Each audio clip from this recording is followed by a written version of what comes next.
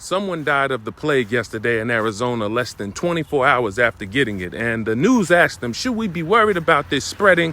And that medical professional said no, because it only spreads through rodents and rats, just like it did in Europe. It killed a third of the population. Now, that's the bubonic plague. It's a very big difference. Pneumonic plague spreads like COVID. If they don't get that contained, it's going to be a big problem because it kills you in less than 24 hours, sometimes 3 days, but more like 24 hours, and there is no vaccine for it.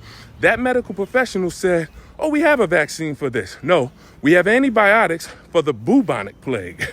The bubonic plague spreads through rodents and rats and all of this dirty stuff, them getting bit by insects and spreading. The pneumonic plague, however, has no vaccine. So you want to pray.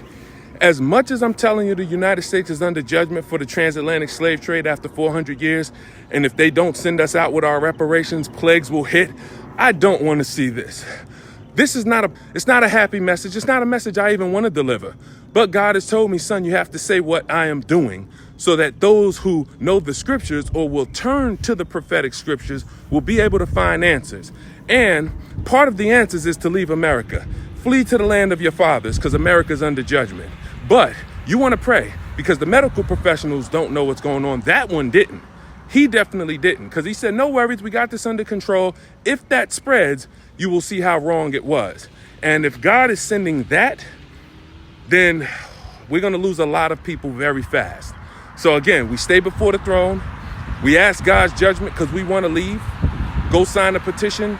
Jointhecall.org if you want to leave with your reparations, $1 million to go wherever you want to go, $1 million per person.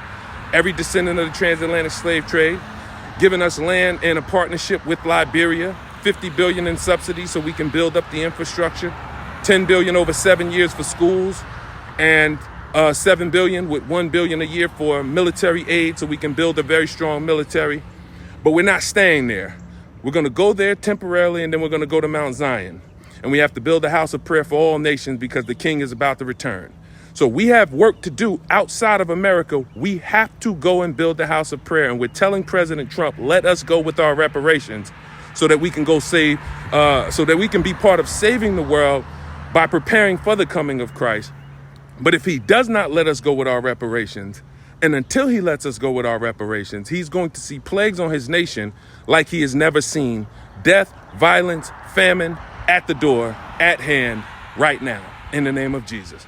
Go sign a petition if you're leaving with us.